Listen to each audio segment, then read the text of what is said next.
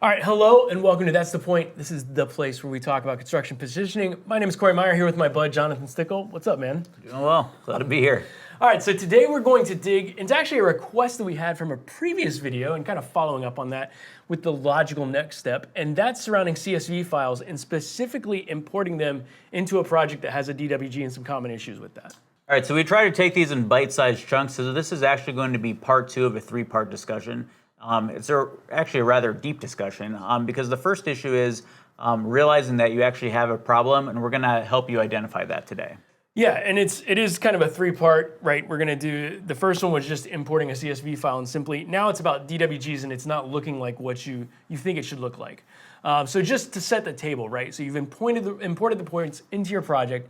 You know that your DWG works, maybe you've been using it along the project to go, but then you look down after you've imported your points and you get this, right? It's a blank screen, or at least it looks blank. Yeah, and I mean, the good thing is this is an easily diagnosed problem, and the telltale sign is actually down at the bottom. If you look at the scale and it's showing 500,000 points or some large number, you know that there's an issue that you have to kind of dig into. First, you want to ensure that you have your points loaded. So step one, we want to go and we want to make sure that our points are loaded. So we're just going to tap on the More button, and we're going to go into our projects, and we're going to go to Manage, and then we're just going to unfurl our current project that we have open, and I'm going to go down to the current work, and we could see right there that we have the points file loaded. We have 24 points in the project. We also have a TRB and a DWG as well.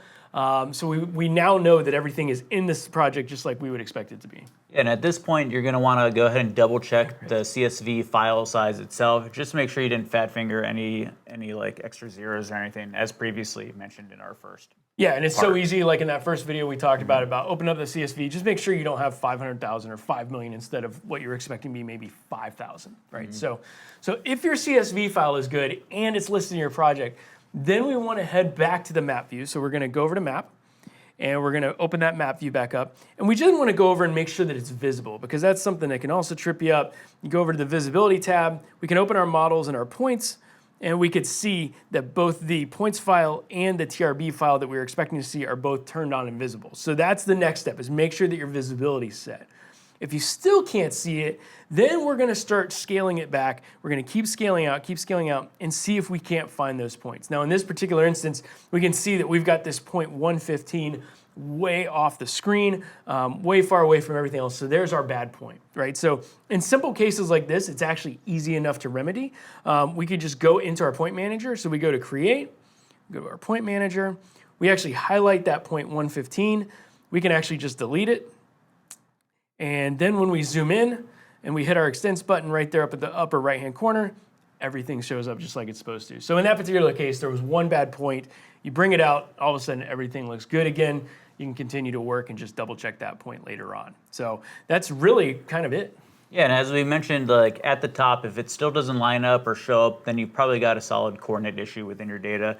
But that's actually what we're going to talk about in the third part of this discussion, where we talk about how to bring over state planes to project coordinates or vice versa. Yeah, and we might actually have to bring in some extra firepower to that one, because I don't know that you and I are actually checked out on CAD, so we might have to bring in the heavy guns for that. But as always, if you have any questions, don't hesitate to reach out to a local building point representative, and don't forget, smash that subscribe button so you can stay up to date with the latest tips, tricks, and pointers that we post here at That's the Point.